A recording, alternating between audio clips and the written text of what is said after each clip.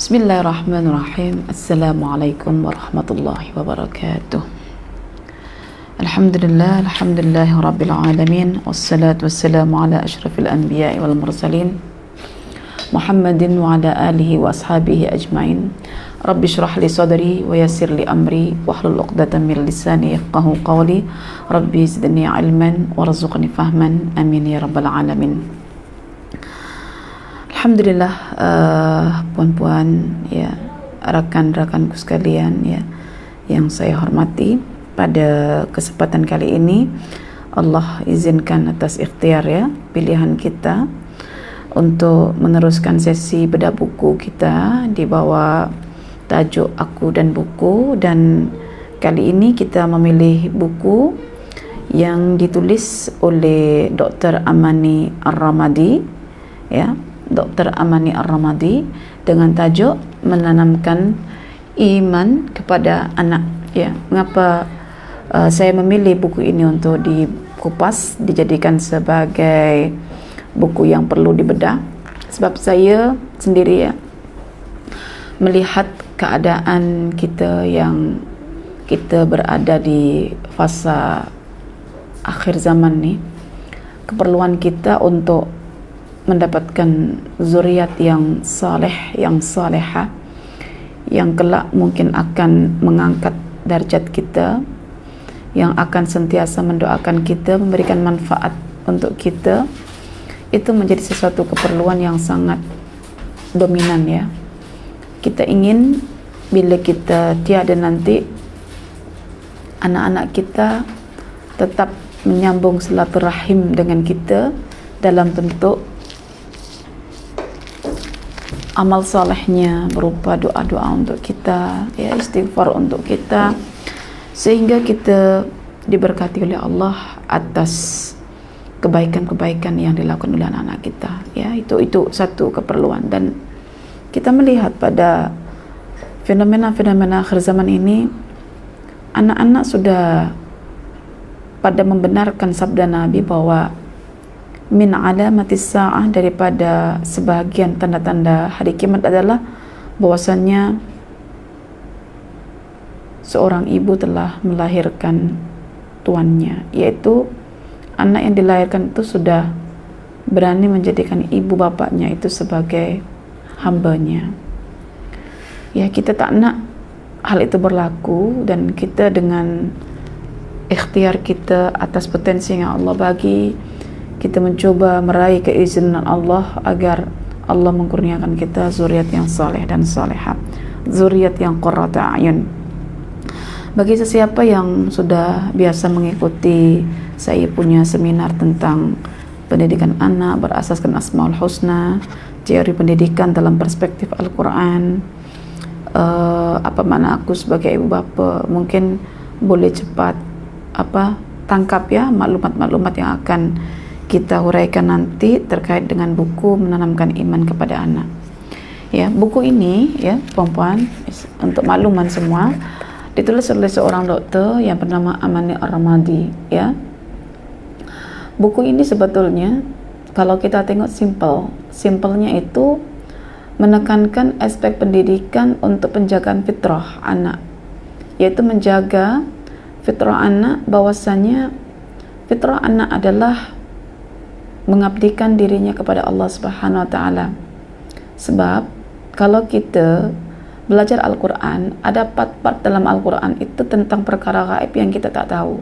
Antara perkara gaib itu adalah bahwa kita semua, anak-anak kita semua, mak ayah kita semua yang pernah berstatus sebagai anak yang berada dalam rahim seorang ibu, pernah mengikat janji dengan Tuhannya, yaitu Allah Subhanahu wa taala, bahwa Allah sebagai Rabb mereka, di mana Allah telah berfirman ya di Al-Quran, dalam Al-Quran surah Al-A'raf ya, ayat yang ke-172, Allah berfirman ya, antara bahagian dari firman itu yang kita perlu garis bawahi adalah Allah berfirman begini, alastu bi rabbikum qalu bala syahidna ya. Ketika Allah mengambil janji kepada anak-anak Adam, yaitu zuriat Bani Adam, ketika masih dekat alam zur ya, dekat rahim maksudnya. Allah dah berkata, alastu birabbikum, bukankah aku ini adalah Rabb kalian, pengatur kalian? Mereka menjawab, qalu bala, bukan qalu na'am, qalu bala, memastikan. Kalau kita orang Malaysia sudah pasti, sudah tentu, ya, sudah tentu ya Allah, Engkau lah Rabb kami. Mengapa Allah mengambil, ya, sumpah seperti ini, ya, persaksian seperti ini, supaya kelak ketika pada hari kiamat mereka tak kata, sungguh kami lupa dengan janji ini.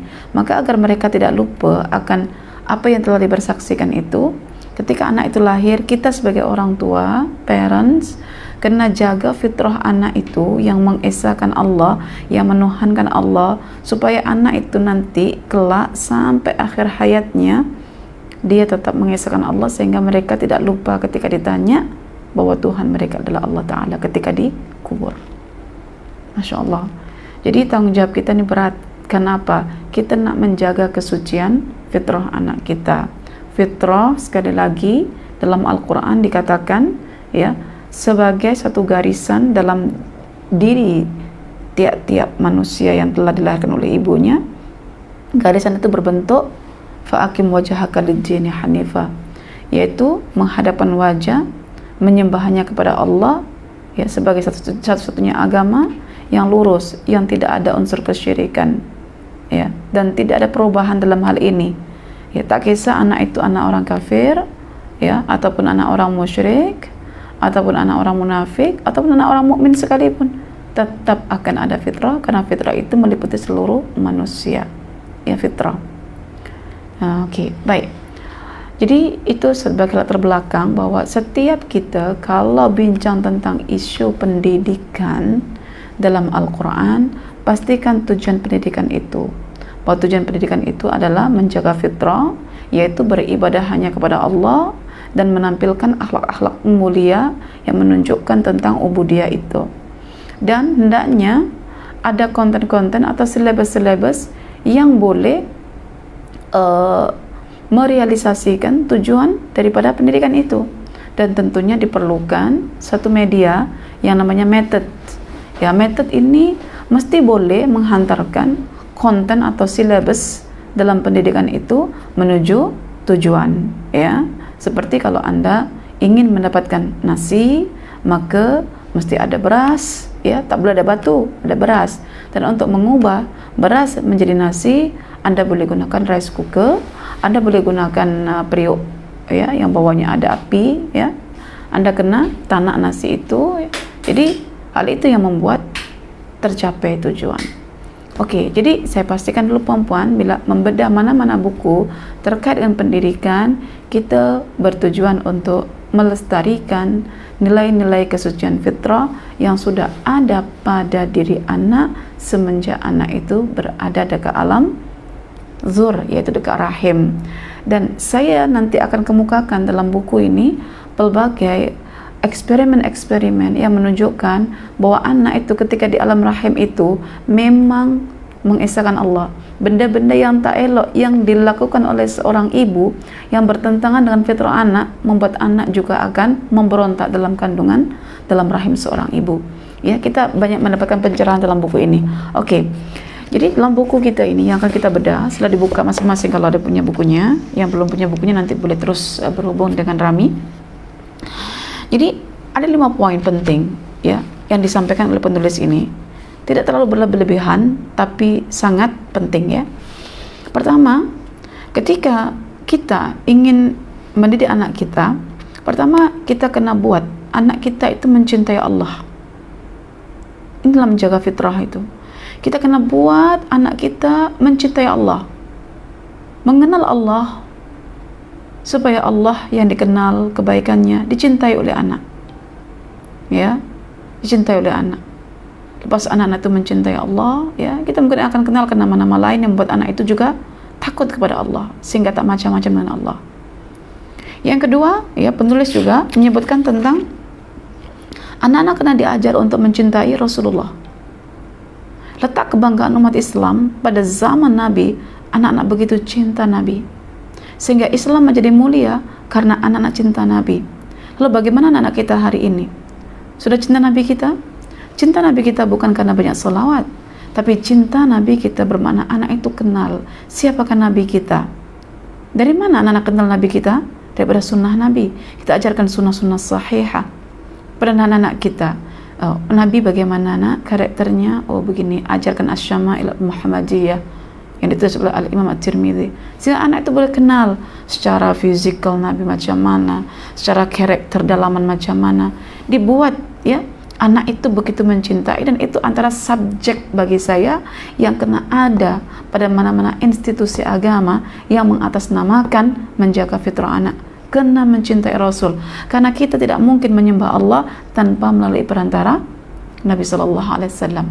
Ya, kita tidak mungkin akan mereka-reka satu amalan walaupun baik kiranya untuk Allah, tapi Allah tidak akan terima karena Allah tak ridha kalau tidak melalui keterangan nabinya.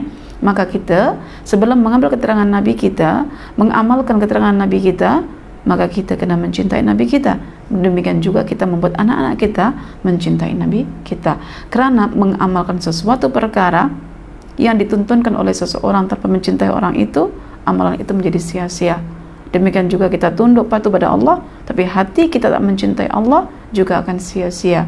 Maka amal yang baik dilandasi oleh kecintaan, dan kecintaan itu akan muncul tatkala kita mengenal, dan kita mengenal itu karena ada panduan-panduan yang boleh kita baca untuk kita mengenalnya.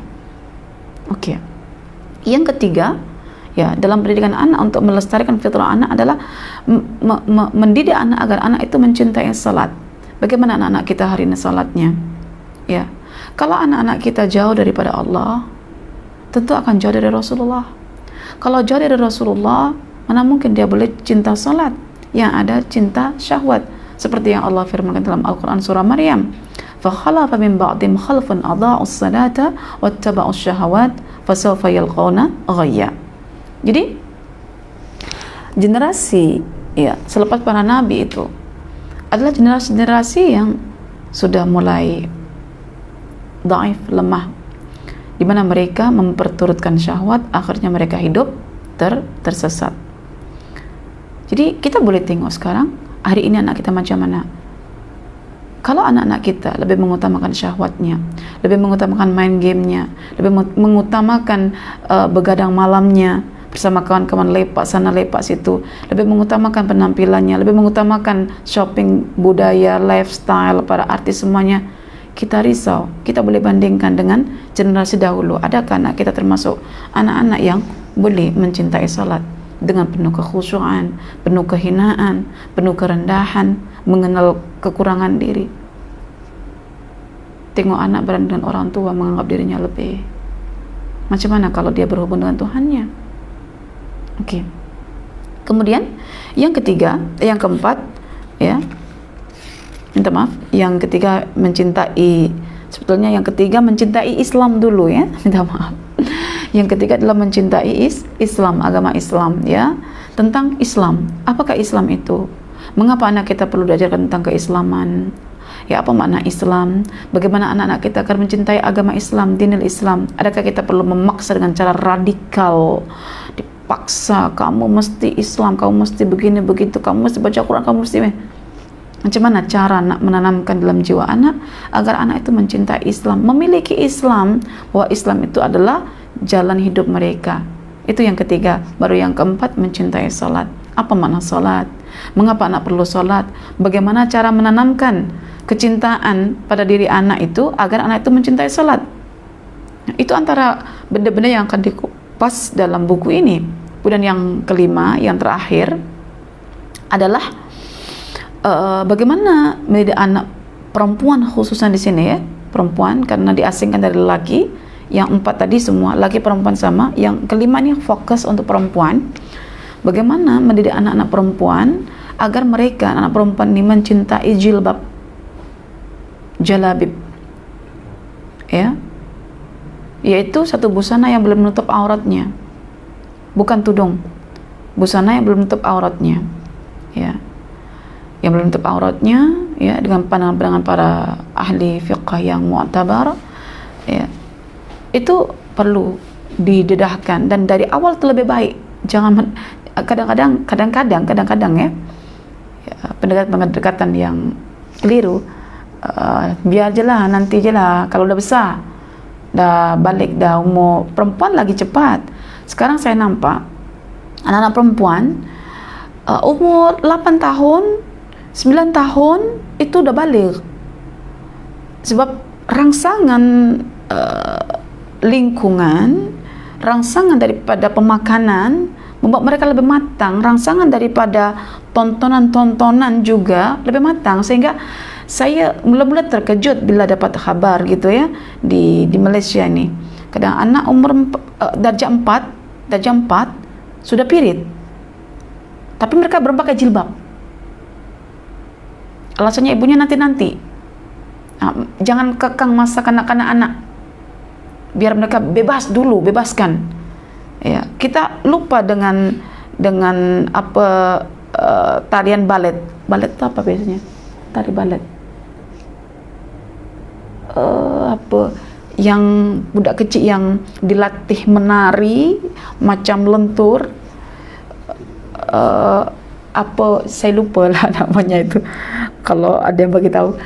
Itu bukan ketika dewasa diajarkan tarian balet itu, Rina, kalau apa ada Rina itu dari masa kecil dilenturkan kakinya, balerina. Ya, balerina itu dari kecil sampai akhirnya mereka jadi pakar dalam menari kelenturan badan, postur tubuh badannya itu lentur, lembek semuanya, itu dari kecil. Maka penulis di sini juga begitu, juga mengatakan dari kecil anak-anak itu dibiasakan. Kadang kita sekarang ini jangan kita tengok budaya orang Arab. Saya bagi tahu, Allah itu nanya orang Arab, dia ada umur 9-10 tahun tak pakai tudung pun, kita orang Melayu lagi ya, bebas lah, boleh lah macam itu. Itu jangan jadikan hukum, ya. Jangan dijadikan hukum, karena Nabi dah berkata, anak kecil ketika dah lahir, bukan anak kecil, anak-anak yang lahir itu ibu bapanya yang akan mewarnainya, menjaga kesucian fitrahnya. Maka saya kadang bangga dengan setengah budaya di kalangan Nusantara ini yang masih memegang Islam betul-betul tuh. Dari kecil anak dibiasakan pakai busana yang menutup, tidak ada you can see me gitu kan, semua tertutup. Saya suka. Dan bila berdepan dengan orang-orang Arab, saya lebih suka budaya orang Timur, orang Melayu, orang Nusantara, tertutup, rapat, sopan. Ditanya assalamualaikum, fasih orang Melayu kita, waalaikumsalam warahmatullahi wabarakatuh. Saya kagum di situ dengan pakaiannya yang cute, yang comel, yang menutup aurat, dan mula bertudung, mula menutup. Itu proses pendidikan. Tapi jangan anda katakan, alah buat apa baik kecilnya, besar juga nanti akan terus buka-bukaan. Itu karena anda salah mendidik. Salah mendidiknya adalah anda cuma meletakkan, ini engkau pakai budaya begini. Anak kena ditanamkan, bukan memakai busana, mencintai. Bezakan. Jangan kita suruh anak sholat, tapi dia tak mencintai. Tapi buat anak itu mencintai sholat. Baru nanti, tak payah disuruh, dia akan sholat. Jangan suruh anak pakai hijab, jilbab. Tapi buat mereka mencintai jilbab. Kenapa perlu pakai jilbab? Apa jilbab itu? Apa fungsinya? Apa kelebihannya? Sehingga anak itu berpikir, oh iya. Apalagi kalau anak-anak dihadirkan pada fakta-fakta. Ketika anak itu sudah mencecah umur yang boleh diajak untuk berdialog. Gitu. Kita tak boleh paksa mereka untuk menyembah Allah. Tapi kenalkan dulu Allah siapa. Ya, macam saya buat kelas setiap malam ya bersama anak. Sebagai sampel sajalah, bukan nak tunjuk anak itu baik sangat, tapi nak berdialog pada anak untuk mengetahui tahap pemikiran anak itu. Bagaimana, adakah dia terbit rasa kagum pada Tuhannya? Kita kenalkan siapakah Allah, Allah Ar-Rahim ke, Allah Al-Halim, Allah Al-Ghafar ke, Allah At-Tawwab. Kita kenalkan. Secara otomatik dia berpikir sendiri, saya rasa malu lah Umi. Malu? Kenapa? Saya rasa kagum lah Umi, bestnya Allah. Kagum? Kenapa? Saya rasa cinta lah Umi. Kenapa cinta Allah? Itu yang perlu kita tanamkan, bukan kita paksa. Awak kena sembah Allah, sembah Allah, sembah Allah. Tak paksa. Tapi buat mereka mencintai secara ilmiah. Kita buat dialog, kita buat pendedahan, penerangan. Oke? Mencintai jilbab. Jadi dalam bab-bab pendidikan agar anak mencintai Allah, mencintai Rasulullah, mencintai Islam, mencintai salat, mencintai jilbab, itu kena dijelaskan makna masing-masing. Mencintai Allah, siapa Allah? Kenapa perlu cinta Allah? Bagaimana cara cinta Allah? Sama. Mencintai Rasulullah, siapa Rasulullah? Mengapa perlu mencintai Rasulullah? Bagaimana cara mencintai Rasulullah? Islam, apakah Islam? Mengapa perlu beragama Islam? Bagaimana cara kita mencintai Islam? Salat, apakah salat? Mengapa perlu salat? Bagaimana cara mencintai salat? Jilbab, apakah jilbab? Mengapa perlu berjilbab? Bagaimana cara mencintai jilbab? Jadi usahakan anak-anak itu dari kecil itu amaliyah qalbiyah, amal qalbu itu diawalkan, ya, diawalkan, ya, diawalkan artinya anak itu sudah terbiasa dengan pendedahan yang sifatnya itu tersirat, sama ada si ibunya kalau nak pegang sesuatu ambil bismillah, itu pendidikan, tapi tersirat yang nanti akan dipandang oleh si anak, ya, nak angkat barang, ya, bismillah, ada masalah besar, ya, astaghfirullah. Anak biasa mendengar perkara itu juga pendidikan kan, ya. Ketika anak belum lagi mampu diajak untuk berdialog, ya, anak sudah mulai dekat-dekat begitu, kita buat pentalkinan, kita kena sebut kat dia benda-benda yang dia boleh serap, ya. Baru nanti anak itu sudah mulai fasa-fasa memikir begitu, kita bagi pengetahuan yang sifatnya sederhana. Baru ketika anak sudah mulai ada pemberontakan begitu, ya, kita sudah mulai memperkenalkan secara baik dalam dialog yang baik tentang sesuatu yang mesti diketahui ketika anak itu sudah mulai ada pemberontakan, mulai mengenal jati diri masing-masing, mulai mencari kawan di luar dan lain sebagainya. Itu perlu, ya. Baik, jadi itu 5 poin, ya, yang disebutkan dalam buku Menanamkan Iman Kepada Anak. Kelebihan buku ini, kenapa kita pilih sebagai satu buku yang perlu dibedah? Penulis memudahkan, ya, para pembaca buku ini untuk menyesuaikan, ya, metode-metode dengan umur atau fasa-fasa yang dilalui oleh anak. Sehingga penulis ini, ya, misalnya menjelaskan tentang cara mencintai Allah, bagaimana caranya itu dengan mengikut faktor usia. Nah, ya, daripada daripada pranikah sampailah janin dekat rahim, kemudian dari umur 0 sampai 2 tahun, 2 tahun sampai 3 tahun, 3 tahun sampai 6 tahun, 7 tahun sampai 10 tahun, 10 tahun ke atas, bagaimana cara membuat anak-anak ini mencintai Allah. Itu ditentukan fasa-fasa umurnya. Sehingga kita yang memiliki anak, misalnya anak aku udah umur 10 tahun, dah banyak pemberontakan, dah mulai banyak berpikir, sudah boleh melawan kita orang sebagai ibu dan bapa, kan? Boleh tengok kat sini, aku nak bagilah penekanan pada iman kepada Allah Ta'ala. Boleh cek fasa 10 tahun ke atas, apa yang perlu kita lakukan. Kalau boleh, kita akan, ya, tengok ke sebelumnya. Mungkin aku masih silap lagi pada fasa pranikahnya, atau fasa di alam rahimnya, ataupun fasa penyusuannya, ya, fasa anak itu mulai boleh bercakap, bertutur, ya, fasa anak itu sudah didekatkan kepada ibadah, fasa di mana anak itu sudah kena ada hukuman ketika sudah meninggalkan ibadah. Nah, itu kita ditengok balik, tengok semula. Jangan-jangan itu juga ada pengaruh besar untuk keberhasilan anak itu di fasa yang ke 10 tahun. Oke. Demikian seterusnya, ya, mencintai Allah, mencintai Rasulullah juga begitu, dibuat fasa-fasanya. Fasa daripada 0 sampai 2 tahun, macam mana nak buat apa. Fasa daripada 3 sampai 6, 7 sampai 10, 11 sampai 13, 14 sampai 16. Ya, perempuan dimudahkan, tinggal cek saja ikut usia anak. Tapi alhamdulillah kalau perempuan memiliki anak yang baru 2 tahun, ada yang 4 tahun, ada yang 7 tahun, dan 10 tahun, maknanya kena cek semua. Kan gitu. Itu dimudahkan. Oke, baik. Jadi di sini perempuan semuanya, karena 5 perbincangan itu cukup besar, jadi kita bedah secara umum dulu ya, macam tadi itu ada 5 perbincangan. Saya akan bagi sampel yang paling utama. Bagaimana kita nak membedah buku pada sampel yang pertama, mencintai Allah Ta'ala. Untuk seterusnya, alur pembedahannya lebih kurang sama ya, sama dengan yang pertama. Jadi nanti perempuan teruskan follow up sendiri ya, maka kena ada buku ini ya, kena follow up sendiri. Saya cuma bagi sampel saja. Mencintai Allah ya, mencintai Rasulullah tentu jadi kehendak perempuan. Maka bagaimana caranya ya, nak membuat anak umur 7 sampai 10 tahun mencintai Rasulullah, nak buat anak itu umur 10 tahun ke atas mencintai Rasulullah, kena buka buku ini.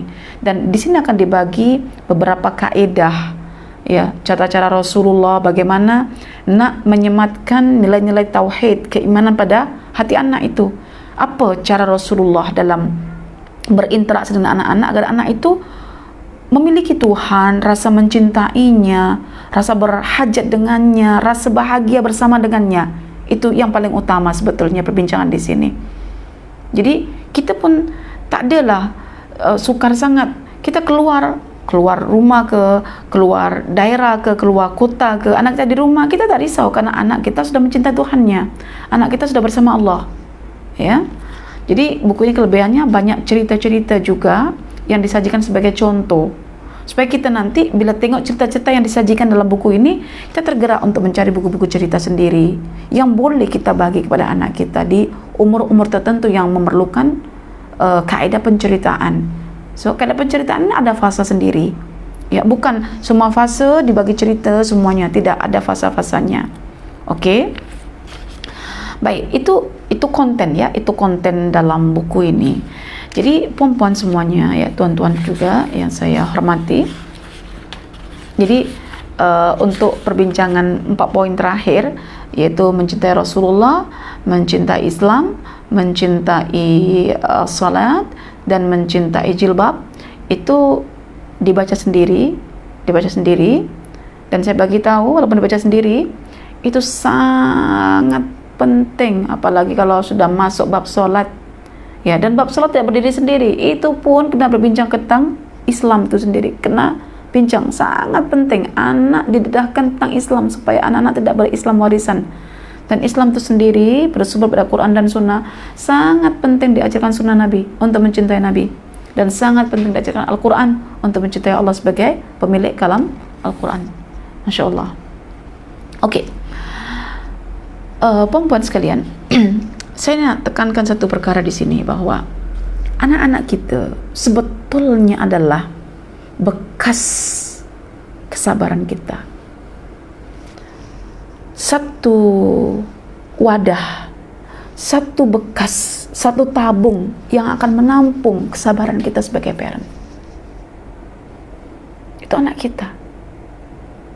Anak kita itu bukan bekas yang akan menampung kekasaran kita, kejahatan kita, kekejian kita, kekotoran kita, bukan. Anak kita merupakan tabung atau bekas yang akan menyimpan kita punya kesabaran. Tabung kesabaran kita itu anak kita.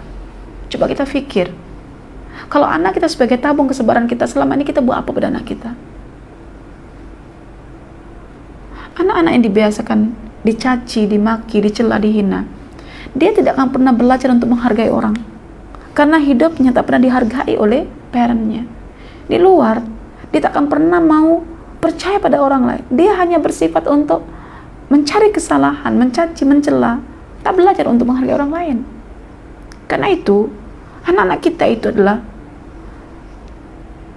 bekas atau tabung kesabaran kita, perlakuan baik kita dalam etika yang tepat. Lepas itu, ya, anak-anak kita itu makhluk yang memang Allah ciptakan dalam keadaan tidak sempurna. Dan untuk menuju kesempurnaannya itu tidak boleh melompat. dari E terus ke Z. Kita hanya akan stres kalau kita tengok anak kita, ya. Misalnya anak kita lahir dalam keadaan lemah, status E begitu dia. Lalu kita tak mau perhatikan ke B, ke C, ke D, ke I. Kita mau tuh anak kita terus ke Z. Kita akan stres. Makanya kalau kita tengok pertumbuhan, perkembangan anak secara fisikal, pernah tak kita tahu setiap hari itu berapa peninggian perkembangan yang berlaku? Tak nampak. Anak kita tak pernah tahu perkembangan dia setiap hari itu macam mana, kadar ketinggiannya berapa, ukuran ketinggiannya, pembesarannya, kita tak pernah nampak. Karena memang kesempurnaan anak itu bukan direct dari bayi terus jalan, atau dari bayi terus tinggi begitu. Demikian juga pasal akhlak anak kita, ya, kepandaian anak kita, kesantunan anak kita, keseluruhan anak kita. Itu juga bukan drastis, tapi dia juga memerlukan laluan B, C, D, E, F, G, macam kita mengejakan untuk anak kita. Oke nak, kita eja huruf E, A, B, C, D. Itu perkembangan anak kita. Lalu kita tak pernah bersyukur dengan anak kita. Kita masih memaki anak kita, mencela anak kita, masih kurang. Sementara sebetulnya kita dengan anak kita itu, kita jangan pandang anak kita pandang diri kita. Kita dengan anak kita itu jangan pandang anak kita kena pandang diri kita. Seberapa banyak kita punya doa untuk anak kita, seberapa banyak kita punya perkataan hak thayyibah untuk anak kita, seberapa banyak kita punya sholat untuk anak kita, seberapa banyak kita punya kesantunan untuk anak kita, kesabaran untuk anak kita. Dah bertambah tak? Kita punya doa untuk anak kita punya sabar untuk anak kita punya sholat untuk anak kita punya percakapan elok untuk anak kita. Kalau kita tak pernah perhatikan kita yang berubah, ya jangan tuntut anak kita berubah. Kita hanya akan stres di situ. Kita sholat kurang, baca doa untuk anak pun kurang, bersedekah untuk kebaikan anak pun kurang, bertutur kata yang sopan santun pun kurang, hati yang hibah penuh kasihan pada anak pun kurang, tutur kata yang elok pun kurang, mengenal Allah pun kurang, syukur pun kurang. Lepas tu anak jadi mangsa kita. Kenapa awak tak soleh-soleh? Makanya kalau kita berdepan anak kita, pertama perlu saya bagi tahu, anak kita adalah tabung atau bekas kesabaran kita. Dan yang kedua, jangan tengok anak perkembangan dari E terus ke Z, tapi perhatikan dari B, C, D, E, macam perkembangan tubuh badan anak kita pun tak pernah perasan setiap harinya. Lalu kenapa kita menuntut anak baik terus dari E kepada Z? Dan yang ketiga, coba tengok diri kita. Tak malu ke kita menuntut anak kita soleh, sementara kita tak pernah perhatikan diri kita sendiri? Sabarnya tidak ada, sholatnya pun jarang-jarang, mengaji pun ala kadar. Nak buat baik untuk anak saja itu pun masih pikir panjang. Coba bandingkan, jangan-jangan anak kita lebih baik daripada kita, cuma kita sudah buta hati kita. Jadi jangan tengok anak itu dulu, tengoklah diri kita, supaya kita tidak stres. Karena anak sengaja Allah amanahkan ke kita adalah untuk mendidik kita melalui apa perangainya. Tanpa anak kita, bagaimana kita bersabar? Tanpa anak kita, bagaimana kita dipanggil ibu oleh anak sehingga kita memiliki kedudukan 3, karena kita mengandung, melahirkan, menyusui. Masya Allah. Belum lagi pengorbanan dalam hal pendidikan ini. Makanya kalau mendidik anak ini ikhlas karena Allah. Kalau kita mendidik anak dengan tujuan saja, aku udah buat begini-begini, kenapa anakku belum soleh? Oh, jadi tujuannya mendidik untuk anak soleh? Bukan, kita mendidik karena Allah suruh, nak cari reda Allah. Entah soleh tak soleh, yang penting kita didik, sudah selesai cerita. Yang jadi masalah ketika kita mendidik untuk memandaikan anak, bukan untuk mencari reda Allah. Bukti kalau kita mencari reda Allah, jangan tengok anak itu, tengoklah diri kita, sejauh mana kita berkorban untuk Allah demi untuk menjadikan anak kita saleh. Salat kita cek balik. Cinta kita pada Allah cek balik puan. Kalau kita nak anak kita cinta Allah, tak malu ke anak kita cinta Allah sementara kita tak cinta? Kalau kita suruh anak kita cinta salat bangun sendiri, tengok salat kita macam mana. Kalau kita nak anak kita itu belajar sunnah Nabi, hafal hadis arba'in dan sebagainya, cek kita dah kenal ke arba'in Nawawi, dah hafal ke hadis itu, dah cinta ke Rasulullah, dah boleh ajar ke anak tentang Rasulullah bagaimana. Kalau kita nak anak-anak kita berhijab yang sopan, yang sempurna, coba cek kita ni siapa, dah bertaubat ke masa lalu kita yang kita suka berkhalwat, ya main-main dengan lawan jenis tanpa batas, tiba-tiba punya anak kita baik, berhijab yang sopan. Coba cek balik puan-puan.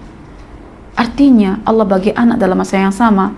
Allah nak buat kita soleh, lalu kita cemburu pada anak kita sehingga kita menjaga anak kita jangan sampai setan, orang-orang kafir, orang-orang jahat memesongkan anak kita. Itu kecemburuan kita pada anak kita. Kita jaga anak kita daripada unsur-unsur yang membahayakannya. Jadi sekarang ini kalau kita nak mendidik anak, sebetulnya kita nak didik diri kita. Best lah tajuk ini, menanamkan iman pada anak. Iman pada anak, nak tanamkan. Memang tak beriman ke kita? Apa makna iman? Mengapa perlu beriman? Bagaimana cara kita beriman? Kalau kita masih blank perkara ini, minta maaf ya, anak kita akan menertawakan kita sebetulnya.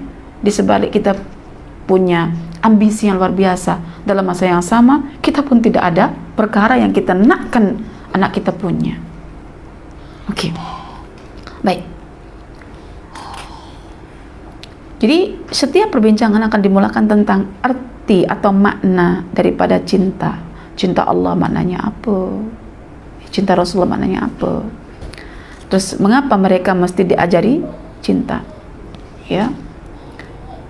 Cinta pada Allah itu kalau kita ungkapkan tak cinta, tak kenal maka tak cinta. Maknanya mencintai Allah itu buah daripada mengenal Allah. Dan Allah yang dikenal adalah Allah Ar-Rahman Ar-Rahim dahulu, yang luas rahmatnya, yang mencucurkan rahmatnya, yang tak membiarkan hambanya dalam kesesatan, kegelapan, sentiasa dibimbing, diarahkan dengan berbagai cara agar hamba itu memilih untuk memasuki surga. Jadi cinta pada Allah itu kena difahami maknanya. Terus mengapa anak-anak kita perlu diajar untuk mencintai Allah? Memang apa kelebihan mencintai Allah itu? Ya, banyak di sini dikemukakan ya, puan-puan. Mengapa anak-anak kita kena diajarkan untuk mencintai Allah? Atau mengapa kita sebagai parent sebelum mengajar anak kita mencintai Allah, kita sendiri kena mencintai Allah dahulu? Nanti kita hipokrit, nanti suruh anak mencintai, kita tak mencintai Allah. Suruh anak mengenal Allah, kita tak kenal Allah. Iya kan? Nanti anak kita yang cerdas ya akan mematah balikkan kita. Ibu suruh kita cintai Allah, memang Allah itu siapa bu? Boleh ajar kita orang siapa Allah? Kita akan rasa malu nanti ya. Tapi di sini saya ambil beberapa poin ya, mengapa anak-anak kita mesti mencintai Allah ya. Sebab ya, saya ambil pada nombor 8. Sebab jika anak itu sudah mencintai Allah, karena kita ajarkan Allah tentang nama-namanya yang indah yang boleh kita kenali, tentang fenomena alam yang menggambarkan nama-nama Allah, semuanya nanti ada kaedahnya ya. Kalau anak sudah mencintai Allah karena mengenal Allah, dia paling mudah untuk menjunjung setinggi-tingginya perintah Allah tanpa kita suruh. Makanya ada fase anak ketika sudah mencintai Allah, dia digerakkan mengenal perintah-perintah Allah. Supaya apa? Dia boleh menyalurkan kecintaannya pada Allah. Tiba-tiba anak kita berdoa pada Allah misalnya, tiba-tiba anak kita salat dengan menghadap kiblat, menyembah Allah misalnya, karena tahu itu cara pembuktian cinta misalnya. Jadi jika seorang anak sudah mencintai Allah, maka dengan senang hatinya dan lapang dadanya dia akan menjunjung tinggi perintah Allah dan menjauhi larangannya. Lebih mengutamakan apa yang Allah kehendaki berbanding mengutamakan apa yang dia kehendaki. Apa yang dikehendaki Allah selalunya bertentangan dengan apa yang dikehendaki oleh syahwat manusia. Karena saya selalu, kalau anak-anak mulai ada konflik ya dengan parents misalnya, saya coba dekati dengan model dialog, mana yang sebetulnya kita nak utamakan? Kehendak kita atas dasar nafsu kita ataupun kehendak Allah? Mungkin dia akan kata, ya kehendak Allah lah Umi. Kamu tahu tak kehendak Allah? Allah menyimpan kebaikan selalunya pada sesuatu yang kamu benci. Kita hidup ini, apapun yang kita lakukan, wahai anakku, kita nak mencari redha Allah. Nak jadi apa saja tujuannya nak cari redha Allah. Nak ingin apa saja untuk mendapatkan redha Allah. Jika apa yang kita inginkan tak tercapai, maknanya redha Allah bukan pada keinginan kita itu. Coba pilih mana, nak redha Allah ke nak apa yang kau inginkan? Dia akan kata, nak redha Allah Umi. Itu cukup dialog seperti itu. Kalau seandainya dari kecil fitrah anak kita itu sudah kita bimbing terus, besar itu ada konflik dan masalah itu tidak sampai nak keluar rumah, nak banting-banting pintu, cukup kita peluk, kita dekati, kita bisikkan kata-kata ujian di telinganya, kata-kata ujian saja. Wahai anakku, ini ujian je, sabar ya, sabarlah. Kalau kamu percaya Al-Quran, Nabi Ayub sangat sabar, Nabi Yakub sangat sabar. Nak ke tak nak? Dengan sentuhan pelukan kita peluk dia, kita bisikkan kat telinga dia, dia akan manggut saja. Ya Umi, saya nak sabar. Okey, lepas ni jangan buat pasal lagi. Ya, hidup ujian. Tanpa ada orang yang buruk kat kita, kita tak boleh bersabar. Tanpa sabar, kita tak boleh mendapatkan al-ghuraf, surga yang tinggi, surga yang sentiasa dipandang oleh penduduk, surga yang levelnya rendah. Itu tempatnya orang sabar. Alhamdulillah, di sekitar kita ada orang-orang yang tak baik kat kita, akhirnya kita boleh bersabar. Dia cuma begini-begini aja anak kita nanti. Itu kalau dari awal anak-anak kita didik dengan menjaga fitrahnya, menjaga kesucian tauhidnya, bukan menjaga kesukaan mainnya. Main bukan fitrah ya puan-puan. Main itu tabiat semula jadi anak, tabiat dicop. Memang itulah tabiat dia. Tapi kehilangan masa kecil, kehilangan tabiat masa kecil tak rugi. Nanti akan diceritakan kisah Nabi Yahya, seorang anak dari kecil sudah disuruh Allah pegang Alkitab. Beliau kehilangan masa kecilnya untuk bermain, tetapi Allah berkati, Allah ucapkan salam untuknya dari awal dia lahir sampai dia meninggal. Itu Nabi Yahya. Jangan risau, anak kita tak bermain pun jangan risau ya. Tetapi yang jelas kita jaga fitrahnya ya. Tapi ya, saya tak mengatakan mengekang mereka ya. Itu terpulang pada keadaan anak-anak, asalkan ajaran anak itu mencintai, bukan memaksakan mencintai. Oke. Nanti anak itu akan menjadi orang yang mudah untuk berkorban demi ya, untuk menjaga kesucian fitrahnya itu karena mencintai Allah ya. Kemudian saya juga mengambil pada poin yang ke-9 juga, mengapa anak-anak kita perlu mencintai Allah.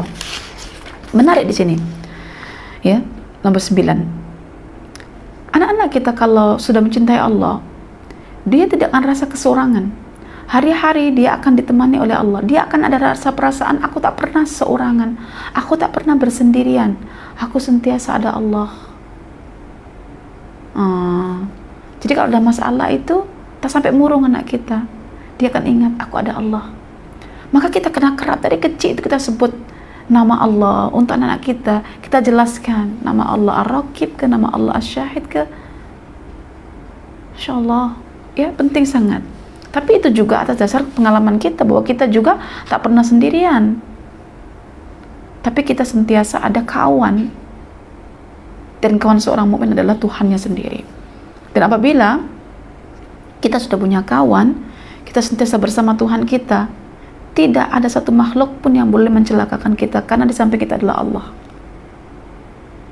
Dan bila kita jauh dari Allah ya, maknanya amat mudah bagi pihak-pihak lain untuk memudaratkan kita. Coba tengok di sini ya. Barang siapa yang selalu merasakan kebersamaan dengan Allah, maka siapa yang mampu memberi mudarat untuknya? Namun barang siapa yang disengsarakan oleh Allah, jauh daripada Allah, maka siapakah yang sanggup untuk menolongnya? Kalau Allah sudah tidak bersama kita, karena kita tak merasakan Allah bersama kita, ya, karena kita tak kenal Allah, so ketika kita sengsara, siapa yang nak tolong kita? Karena Allah tak bersama kita, tadi yang tolong kita. Tapi kalau kita bersama Allah, ya, kita bahagia.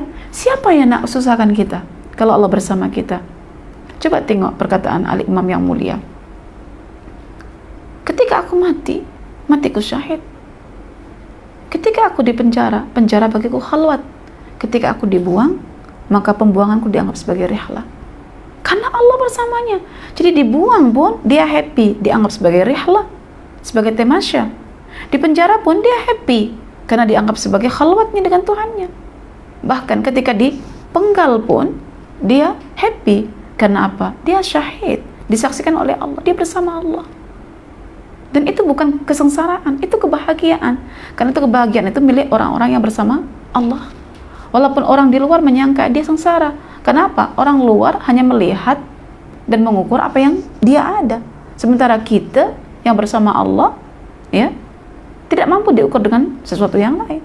Allah itu segala-galanya. Maka ungkapan Ibnu Qayyim al-Jauziyah, barang siapa yang telah menemukan Allah, sungguh dia telah menemukan segala-galanya. Dan barang siapa yang kehilangan Allah, sungguh dia telah kehilangan segala-galanya. Oke. Itu antara dua poin penting. Saya tak boleh sebutkan semuanya, sebab semuanya itu ada 11. Oke, sekarang kita masuk pada poin yang kedua. Cara menanamkan rasa cinta kepada Allah dalam hati anak ini. Selepas apa makna cinta Allah? Mengapa kita perlu anak kita cintakan Allah? Lalu bagaimana cara kita nak tanamkan cinta Allah dalam diri anak kita? Bagaimana caranya? Oke. Hal penting yang disebutkan oleh penulis ini adalah jangan lupa bahwa ini tugas besar.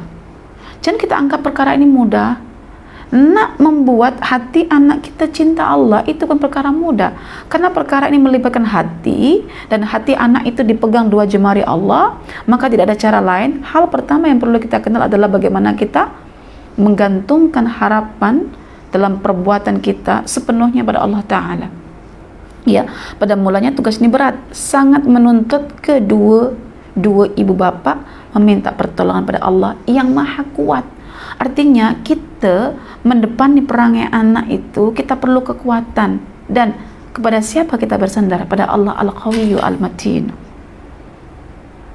Maka saya kadang-kadang heran juga, kenapa kalau kita mau belajar kita baca Rabbi shrah li sadri wa yassir li amri wahlul 'uqdatam min lisani yafqahu qawli. Mengapa ketika kita berdepan dengan anak kita tak pernah mengucapkan Rabbi shrah li sadri wa yassir li amri wahlul 'uqdatam min lisani yafqahu qawli?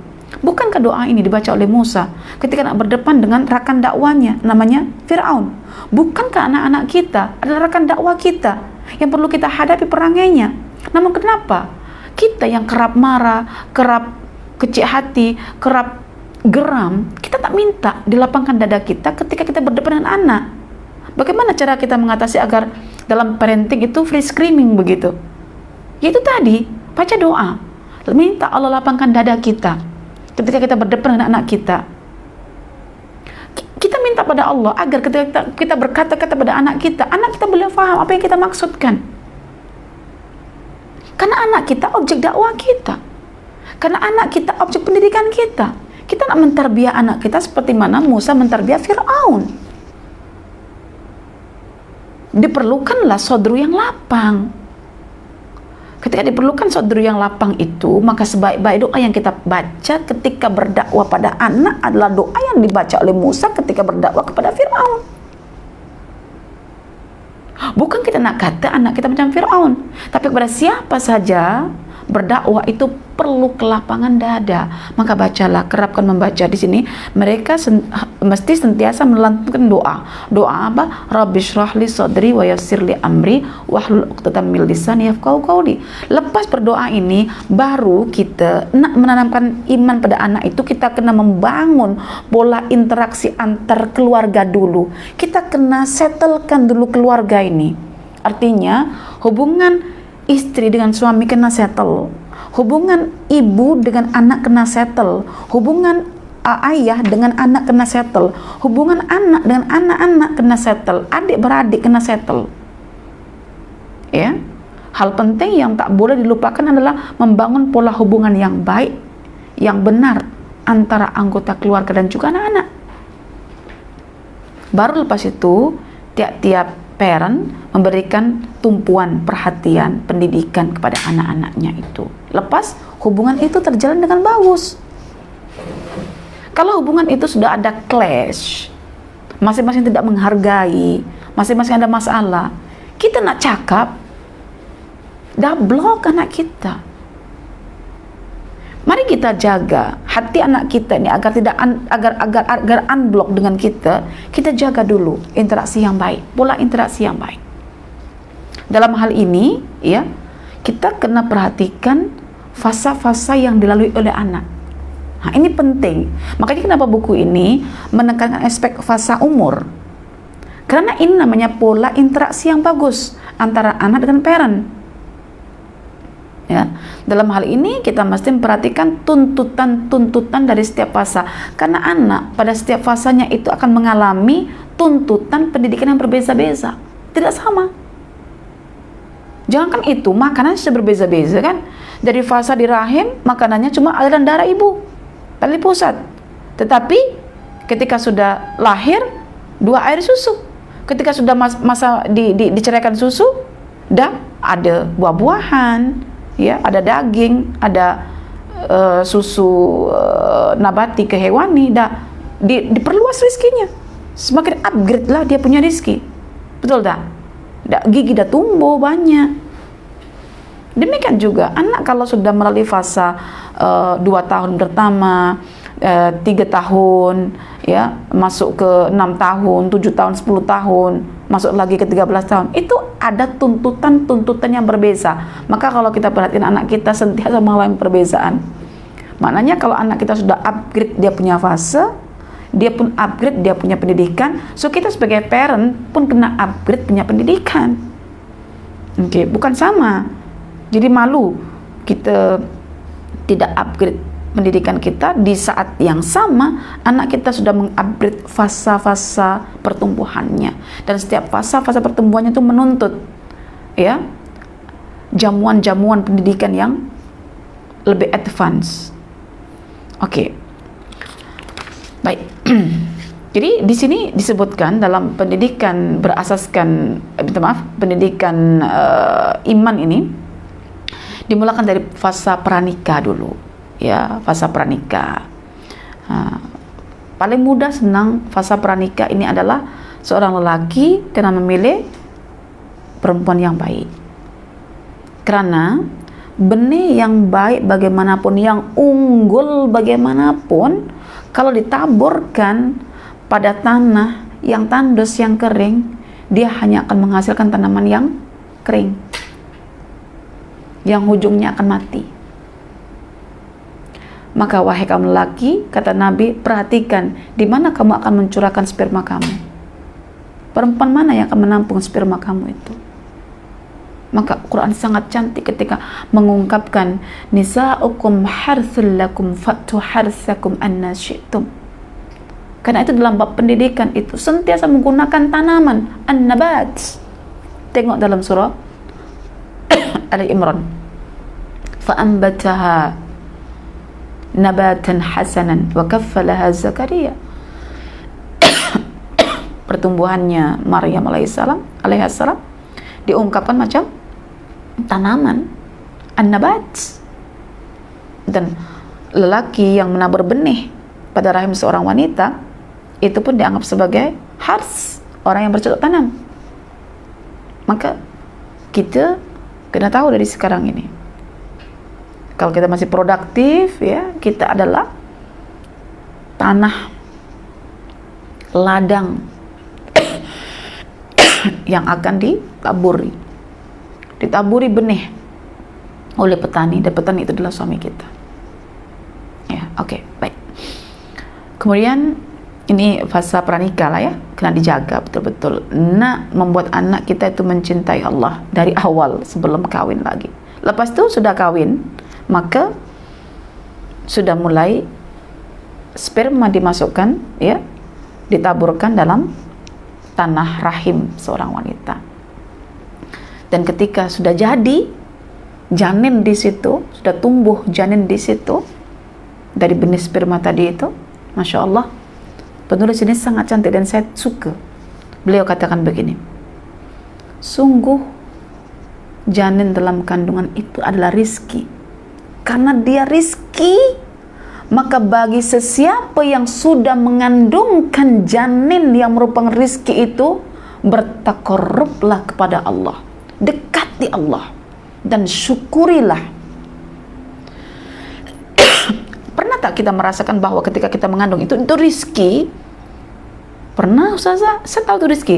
Tapi tahu tak konsekuensi atas kesadaran kita bahwa kita tengah menerima rizki? Apa konsekuensinya orang menerima rizki? Kena mendekat pada Allah. Mengapa? Karena rizki itu ujian.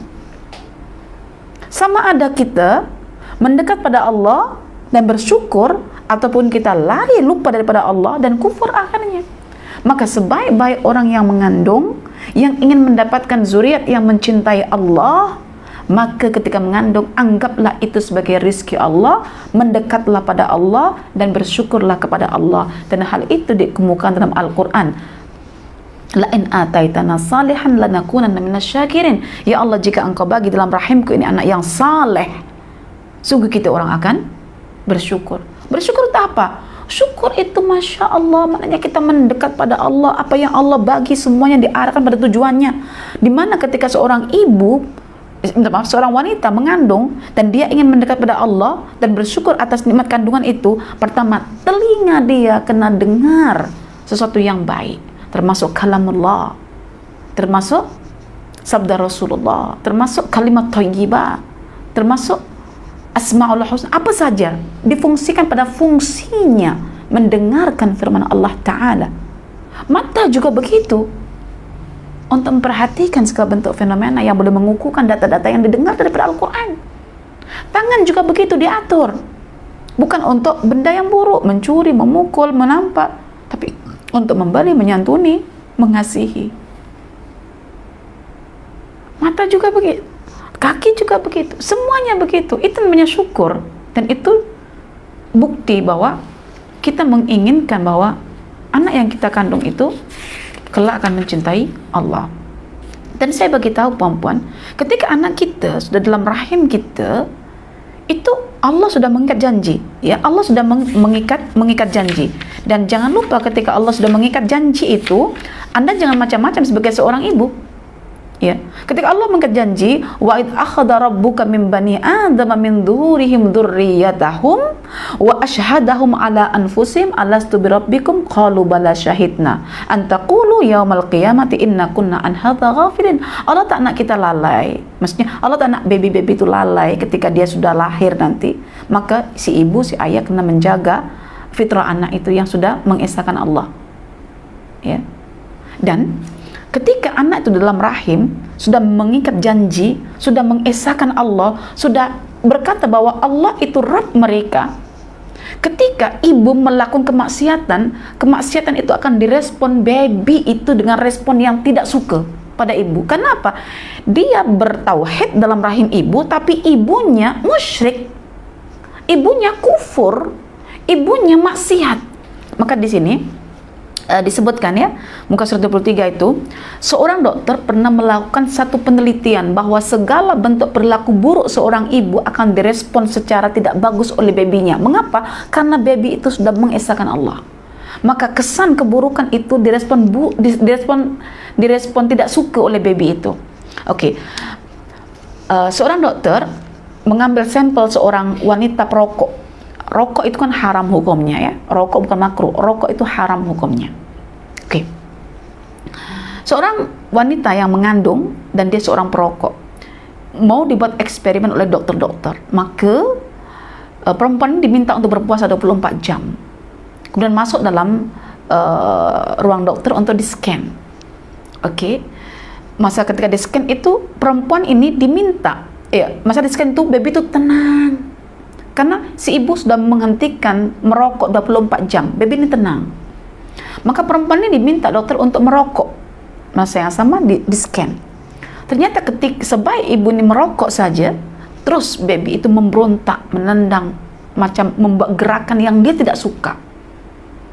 Karena lingkungan baby yang pertama itu dalam rahim, ya, lingkungan janin dalam rahim itu ibunya saja. Itu lingkungannya, lingkungan janin itu ibu. Kalau ibu buat buruk, baby yang mentauhidkan Allah, dia tak suka sama ibunya, maka dia akan menendang, maka dia akan buat perangai yang tidak disukai, ya, buat perangai yang menunjukkan dia tak suka ibunya. Maka sebaliknya kalau ibu itu menghentikan rokok, menjaga betul syariat Allah, ya, menutup auratnya, membaca Al-Quran, menjaga mulutnya, beramal soleh, mendekat pada Allah, bertakarub, bersyukur, baby itu akan tenang sampai dia lahir. Dan perhatikan, kita sendiri yang tidak suka rokok, bila di samping kita ada orang yang merokok, tak kisah laki ke perempuan, kita menunjukkan secara fisiologi yang kita tak suka. Kita begini. Mengapa kita begini? Kita tak suka dengan aroma itu. Kita menunjukkan satu gerakan, satu fisiologi kita, bahwa kita tak suka perkara itu. Itu baru persekitaran yang masih berjarak. Ini baby dalam rahim. Maka setiap ibu yang mengandung dan ingin punya anak yang mencintai Allah, maka ibu itu kena sedar, setiap perangai ibu itu yang tidak bagus, yang akan menjejaskan tauhid anak dalam rahim, itu akan dibenci oleh anak. Ustazah, dah berlalu masa dah Ustazah. Okey, tak apa, kita teruskan. Selepas ibu mengandung itu, tentu dia akan melahirkan, maka muncul fasa daripada 0 sehingga 2. Ini adalah fasa di mana seorang ibu betul-betul kena menjaga perkataan, dijaga. Sebaliknya, ya, dilarang untuk mengumbar jenis perkataan. Contoh, ketika baby sudah lahir, air susu misalnya terpancut keluar begitu kan, kita sebut ya ampun. Kalau orang Indonesia kan ya ampun, astaga. Orang Indonesia kan gitu, astaga itu mungkin dulunya itu astagfirullah, jadi astaga, ghafirullah-nya hilang, astaga. Ya ampun itu asalnya ya Allah yang maha pengampun, dah hilang, jadi ya ampun. Itu orang Indonesia, ya ampun, astaga. Malaysia lagi keren, lagi lah best kan, apa, alamak, alamak. Saya pun alamak. Usahakan jangan berkata begini, ya. Kalau boleh kata ya ampun tukar jadi ya ghafar ke ya Allah, karena aktif pendengaran anak ketika bayi itu udah aktif pendengarannya, aktif, ya. Ketika nak angkat anak misalnya perlu kekuatan, kita boleh sebut ya Rabb, ya Mu'in, ya Qawi. Jadi perasaan tak? Ustazah, maknanya kita kena menguasai nama-nama Allah. Karena nak buat anak cinta Allah itu, kita kenal Allah. Dan kita nak kenal Allah itu melalui apa? Itu melalui nama-nama Allah kan, sifat-sifat Allah kan. Jadi terbiasa. Dan perempuan yang luar biasa, dia punya kecekapan dalam bercakap ini very good berbanding lelaki. Tapi kalau perempuan ini ahli ma'rifat, Masya Allah, kata-katanya hanya Allah yang diperdengarkan, sehingga anak itu mudah untuk mengingat kata-kata atau ayat-ayat yang biasa diungkapkan oleh ibunya. Baru mulai menyusu bismillah, anak dah dengar dah bismillah itu, ya, dah dengar. Okey, ini fasa 0 sampai 2 lah. Ketika dah masuk fasa 2 sampai 3 tahun, ya, penulis mengatakan di sinilah fasa pendoktrinan, ya, fasa pentalkinan kalimat-kalimat thayyibah, termasuk Al-Quran, termasuk zikir, termasuk doa. Dah advance sikit lah, ada doa, zikir, atau surah-surah pendek begitu, baca Qul huwallahu sambil menyusui, baca Qul huwallahu ahad ke, baca Al-Kautsar ke, ya, baca apa, syair-syair ke yang pendek-pendek, senandung-senandung yang elok ke, seperti Allah Tuhanku, Muhammad Nabiku, Islam agamaku, Quran kitabku, Nabi teladanku, itu boleh membantu. atau subhanallah, alhamdulillah, la ilaha illallah, Allahu akbar, atau qul huwallahu ahad, Allahus samad, lam yalid walam yulad walam yakul lahu kufuwan ahad. So ini umur 2 hingga 3 tahun, karena nak membentuk anak boleh bertutur, ya, nak membentuk anak boleh bertutur, ya. Jadi ketika anak-anak ya umur 2 hingga 3 tahun dah mulai berlari-lari, dah mulai duduk dalam pangkuan kita, mulai nak tarik-tarik buku, bila tarik begini, dia tarik, kita yang baca apa? Bismillah. Dah biasa anak-anak itu. Dah selesai, conteng-conteng begitu dia letak, alhamdulillah. Jadi anak itu tahu, mengawali itu bismillah, mengakhiri itu alhamdulillah. Simple sebetulnya, tapi benda simple ini justru jarang yang kita buat. Oke? Masuk tandas kan, umur itu kan sudah mulai dilatih untuk umur 3 tahun, dah dilatih untuk tidak pakai pampers, misalnya udah mulai buang air kat tandas kan, baru masuk kita buat doa simple itu. Nah, jangankan doa simple, so kita pun tak berdoa juga. Lepas itu kita pasangkan pampersnya, misalnya buka pampersnya, baca doa, pakai pampersnya pun bismillah dipakaikan, Allahu akbar, setakat keluar dia sebut ghufranak. Dah biasa anak kita. Oke. Jangan sampai anak-anak dari kecil umur 0 sampai 2 tahun atau umur 2 tahun hingga 3 tahun cuma kita sebut tak ting ting tang ting tung, tak ting ting tang ting tung. Anak kita dapat apa kita nak bagi kata-kata macam itu? Kadang-kadang saya heran juga, ya, apa nilai tak ting tung teng tang ting tung semua itu coba dihilangkan, ditukar dengan kalimat-kalimat thayyibah.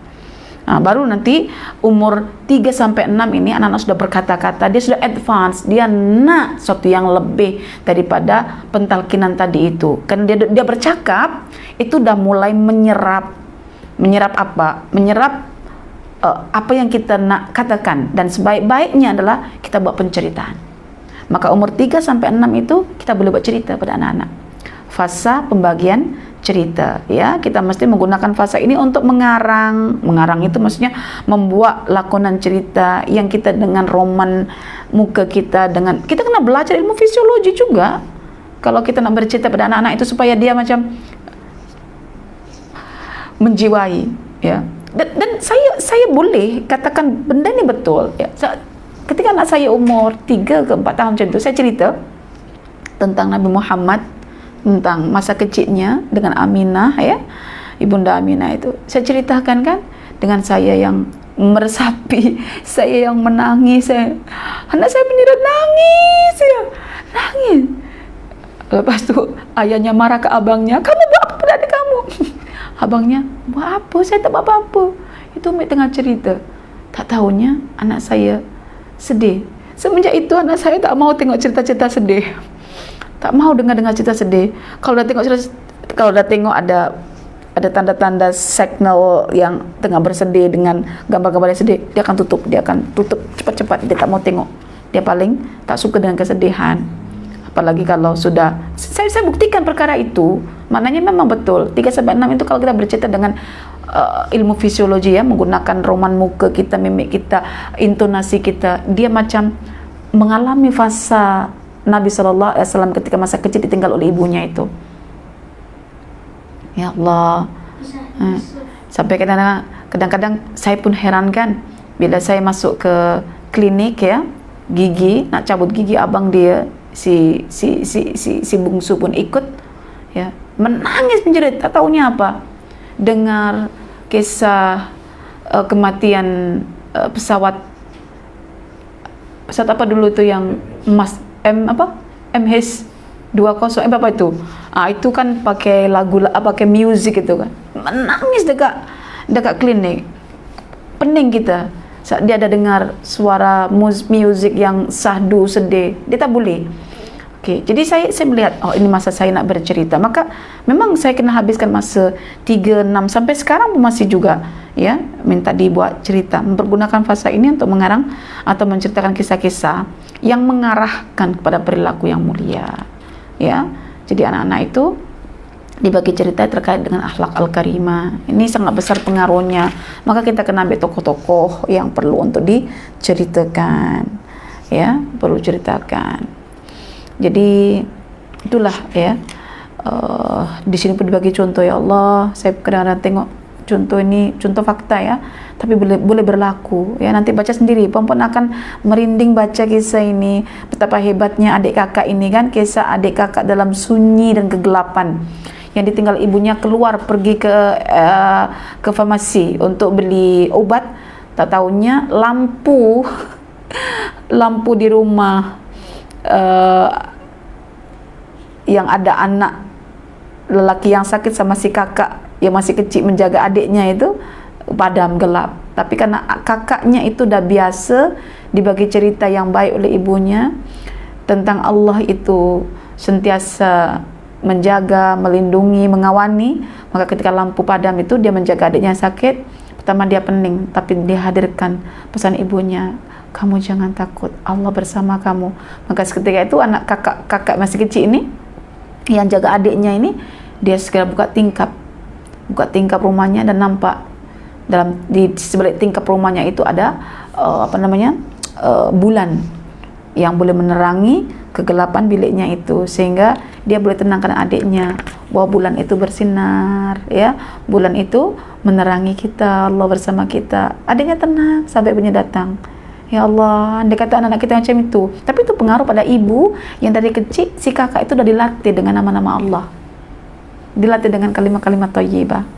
Kita latih anak kita dengan apa? Oh, kita banyakkan dari kecil. Kita lupa, kita dari kecil ini membanyakkan anak kita apa? Handphone, game, atau kita biasakan anak-anak kita yang paling banyak itu main Lego.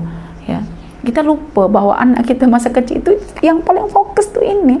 Kita aja yang dia tak minta Lego pun. Mana ada anak-anak kecil pertama kali belum kenal apa-apa minta Lego, tak ya, umur 2 tahun 3 tahun belum lagi. Cuma kita yang katanya ibu modern kena bagi anak ikut zamannya, tidak juga ya. Kita tengok pengaruhnya, kalau buruk kita tinggalkan ya. Oke, kemudian fase 7 sampai 10 tahun itu sudah masuk fase pemikiran. Nah, di sini saya nampak di sini penulis ini tidak sama dengan pakar-pakar neuroscience yang mengatakan anak boleh berpikir ketika umur 11 atau 13 tahun. Dia kata bahwa pada fase umur 7 sampai 10 tahun itu fase di mana anak sudah mulai berpikir. Sebab apa? Pada umur 7 tahun anak sudah diminta untuk diajarkan sholat, dan sholat itu pemikiran. Ya, fase ini merupakan fase usia yang paling penting ya, yang tidak boleh menganggap remeh, sebab fase ini akal dan daya kritik nalar anak itu, ta'akul anak itu sudah terbuka. Pada fase ini anak sangat memerlukan kita berinteraksi dengannya seperti mana teman. Disinilah kita perlu tanamkan dalam jiwanya pengetahuan tentang ibadah. Jangan lupa umur 7 tahun anak sudah kena dilatih untuk beribadah, dan ibadah yang paling utama adalah as-salat ya, as-salat. Dan saya melihat pendekatan yang digunakan oleh Dr. Ramadi ini, Aman Ramadi ini, menggunakan hampir semuanya saya tengok pendekatan Asmaul Husna. Jadi hampir mirip dengan kajian saya tentang Pabah, pendidikan anak berasaskan Asmaul Husna. Jadi dalam bab penceritaan itu, kisah-kisah sirah itu dibalut, minta maaf, nama-nama Allah dibalut dalam kisah-kisah, sehingga di sebalik kisah itu anak boleh kenal nama-nama Allah ya, termasuk macam buku ini ya, saya contohkan ya. Mungkin simple buku ini ya, Kisah Istimewa Asmaul Husna. Ini adalah memperkenalkan anak mengenal Allah melalui sirah, melalui sejarah, melalui kisah zaman Nabi ke, sebelum Nabi ke. Jadi anak itu suka cerita, tetapi kita letakkan di manakah Allah di situ, nama apa, itu disebutkan. Jadi saya tengok Dr. Amani ini memberikan pendekatan, yaitu membalut nama-nama Allah ya melalui kisah-kisah, sehingga pendidikan tauhid itu lebih tepat diarahkan pada anak berasaskan kepada Asmaullah Al-Husna. Ya, karena nak kenal Allah kan. Oke, tapi melalui cerita. Jadi pengetahuan tentang ibadah ya umur 7 sampai 10 tahun itu penting ya. Jadi kita ingatkan ya. Contohnya begini misalnya. Kalau anak kita bagi hadiah ya di umur 7 sampai 10 tahun tuh biasanya dia akan mengucapkan apa? Thank you Umi. Jangan ambil cuek perkara ini. Kita kata selain Umi yang berhak untuk diterima kasihi siapa agaknya ya? Kita boleh cakap macam itu. Oh iya, ada ke Umi selain Umi? Abi ke Umi? Tak, bukan Abi. Selain Umi yang bagi hadiah ini agaknya siapa yang perlu untuk diucapkan rasa terima kasih? Kalau dia tak boleh jawab, katakan Allah. Ini hadiah. Hadiahnya apa? Hadiahnya yang membagi mungkin basikal begitu ya, basikal. Macam mana adik boleh menikmati basikal ini? Boleh Umi, dengan kaki kita gayuh.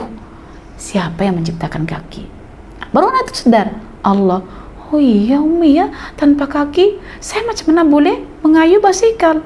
Oke, tanpa tangan siapa yang akan pegang steering basikal?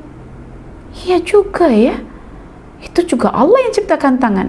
Oke, ada tangan, ada kaki, tanpa ada mata. Alam naj'allahu ainain, kita kata begitu. Bukankah Allah yang telah jadikan untuk kamu 2 mata? Iya juga Umi.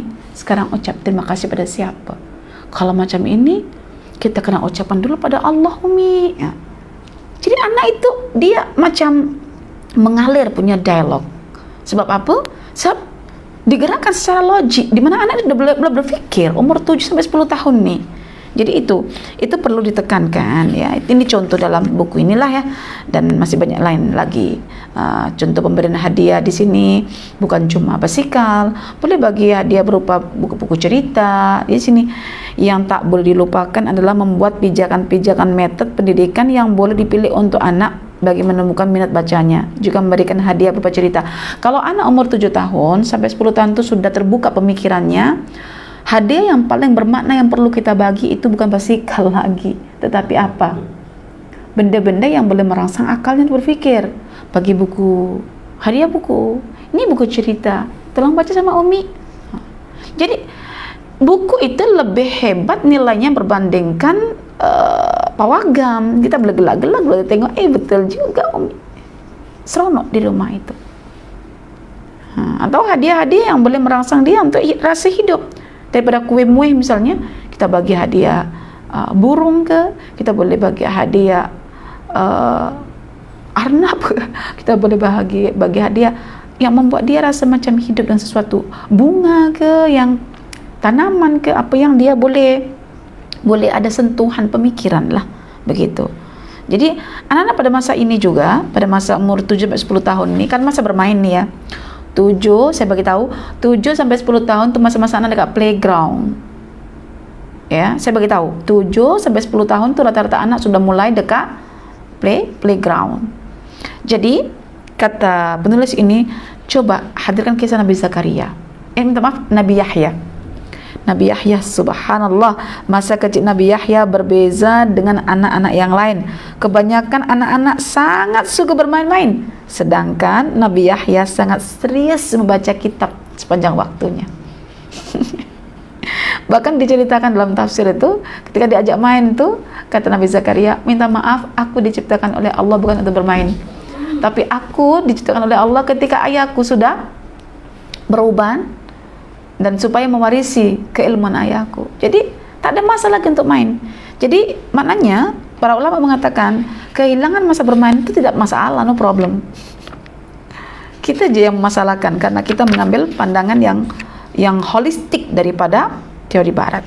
Jadi saya pun tidak menyalahkan kalau ada misalnya seumpama ulama yang namanya Imam An-Nawawi. Dari kecil dia tak pernah bermain. Ketika bermain pun, nak bermain pun kawan-kawan tak mau sama dia sebab memang suka dengan buku. Macam siapa lagi yang penemu apa itu yang pernah dijemput untuk mengurus Sungai Nil itu ya. Itu juga masa kecilnya habis untuk eksperimen saja. Oke. Baik, perempuan semuanya. Jadi mulailah anak-anak itu pada fasa 7 sehingga 10 tahun tuh ya diajarkan tentang ibadah, ya dilatih sudah sholatnya, puasanya, zikirnya, baca Qur'annya, semuanya itu dah terkait ibadah. Baru masuk fasa 10 ke atas tuh fasa pemberontakan. Fasa anak sudah menentukan jati dirinya. Fasa anak sudah nak keluar rumah untuk mencari teman ketika ibu bapaknya sudah tidak mampu lagi dipercaya. Ya, maka disinilah kita perempuan kena memainkan peranan mengambil hati anak betul-betul. Ya, Rasul selalu mengatakan ya, tak henti-henti ya ketika berdoa, ya Allah jadikanlah kedua mataku ini mata yang penuh kasih, penuh iba ketika melihat manusia. Kita jangan sampai mata kebencian kita tengok anak kita. Dan saya ingat di sini bagus pendekatannya. Pada fase 10 tahun ini, tolong bisikkan ke dalam telinga anak kita yang sudah mulai memberontak itu. Katakan padanya, nah, hidup ini hanya ujian. Sebab apa? Umur 10 tahun ini, anak kalau sudah tidak mau sholat itu, kena dipukul tau. Kena dipukul, fadribuhum wa hum abna'u ashrin. Kena dipukul. Bermakna anak ini sudah mulai hendak menanggung beban pada kemudiannya nanti. So, nilai-nilai ubudiyah yang dibalut melalui ujian-ujian kena kita dendangkan di telinga anak kita. Kalau anak kita lagi meragam pada ayahnya, kita bisikkan, nah, hidup ini ujian. Nak ikut aturan Allah ke nak ikut aturan diri sendiri? Percaya tak Al-Quran? Percaya Umi apa Al-Quran kata? Kita ajarkan ya. Jadi di sini penulis mengatakan kita kena menjelaskan kepada anak-anak di umur ini bahwa Allah sedang ya kadang-kadang menguji manusia dengan sesuatu yang tak disukainya. Selalunya kan anak-anak umur 10 tahun memberontak karena dia tak suka dengan aturan-aturan ayahnya. Anak-anak ini dengan ibunya fleksibel, tapi dia paling menjaga jarak dengan ayah dia, karena ayah dia ya bertanggung jawab memberikan pendekatan-pendekatan yang luar biasa ya. Maka disinilah kita boleh nampak bahwa anak itu sudah mulai konflik dengan ayah. Maka si ibu ya untuk menanamkan iman pada anak ini, iman pada Allah, mencintai Allah, kita katakan ini semua aturan Allah, ini baik belaka, ini baik asal kamu bersabar. Nah, ini ujian ya. Macam hari ini saya juga kejadian ini sama sebiji macam apa yang anak saya alami hari ini. Memberontak, tak mau diatur oleh ayahnya ya, mulai ada menunjukkan jati dirinya, aku nih mulai rasa kecewa pada ayahnya. Saya dekati, saya pujuk hatinya, saya katakan bahwa semua ini ujian dari Allah. Kita nak ikut skrip Allah ke nafsu kita. Saya alhamdulillah saya suka ketika saya peluk dia, saya letakkan kepala dia di bahu saya bisikkan. Dia hanya mengangguk, dia menitiskan air matanya, dia peluk saya, dia minta maaf kat saya. Lepas tu dia kata, tak apa, saya boleh terima semua ini Umi. Alhamdulillah. Jadi pengalaman-pengalaman yang saya alami sebetulnya menjadi satu hazanah dalam pendidikan. Sebab pengalaman ini lebih kurang akan dialami oleh anak-anak yang seumurnya juga. Ya, mulai 10 tahun ke atas. Ya, 10 tahun ke atas. Jadi bila saya bagi tahu hidup ini ujian, kita jadi siapapun itu untuk mencari ridha Allah. Tak jadi pun kita mencari ridha Allah. Jadi sekarang apa yang berlaku ini kita kena ridha, kita kena terima, kita fikir semua karena Allah Ta'ala. Insya Allah akan selesai masalah. Dia begini. Alhamdulillah ya, Alhamdulillah.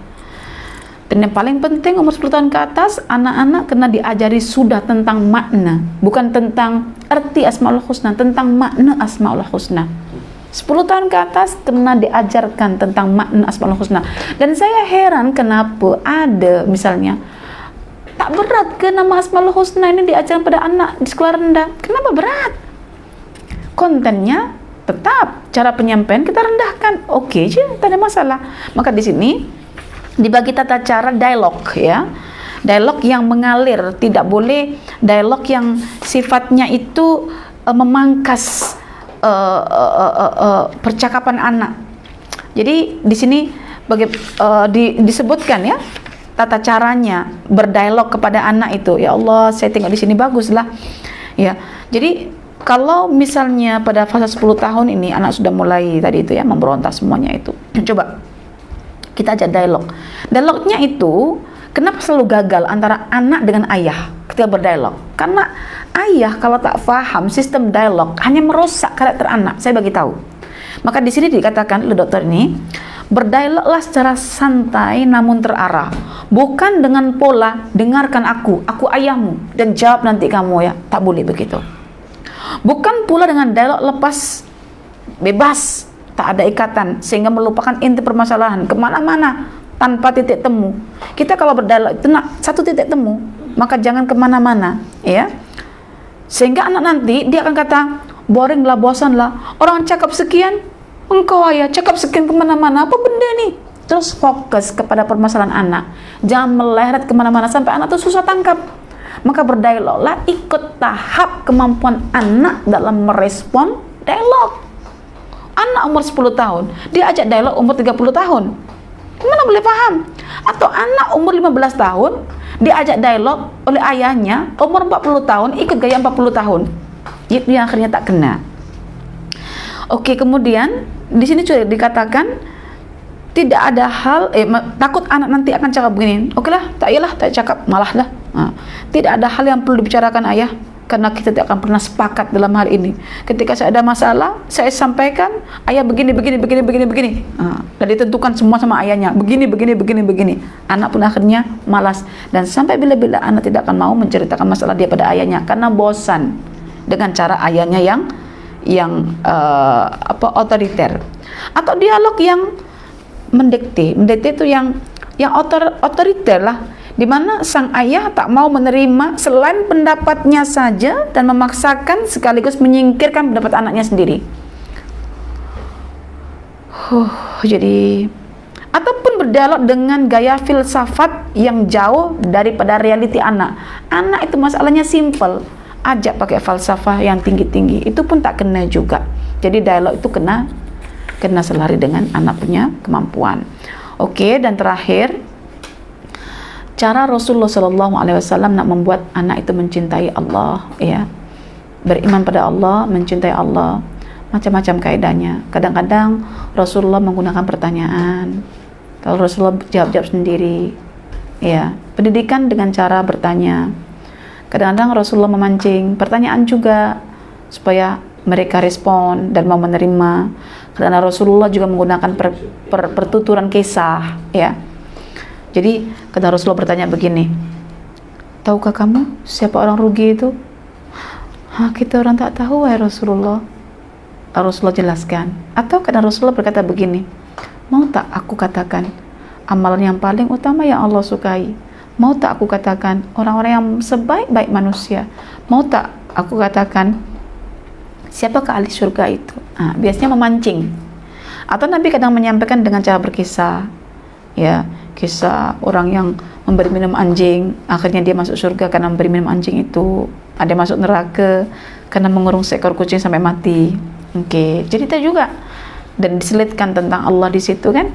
Kemudian Nabi juga kadang-kadang menyelitkan rasa cinta anak pada Allah itu melalui kendaraan, ketika bertemasya ketika berjalan ya, dibagi cerita. Maka kalau perempuan secara fleksibel ya, pergi dari Kelantan ke Terengganu, ataupun daripada Bangi ke Kajang, ataupun dari KL ke Shah Alam gitu ya, manfaatkan perjalanan itu bersama anak sambil bercerita, ataupun sambil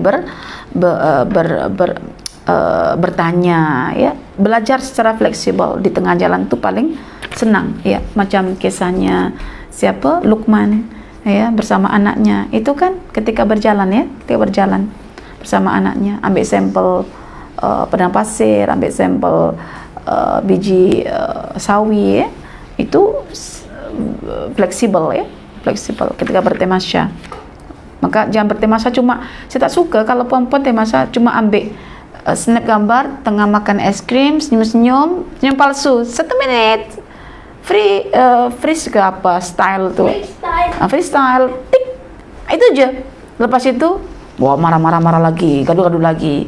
Bukan itu, ya. Kebersamaan tuh kita jalan dengan cara apa? Berkomunikasi tentang abirus sabil, tentang ibrah di sebalik perjalanan kita. Itu paling bagus, itu cara Nabi sebetulnya. Jadi jangan cuma kita wow amazing gitu-gitu aja, cantiknya, beautiful, apa-apa semua. Tak. Kalau boleh itu berdialog bersama anak-anak selama perjalanan, ya.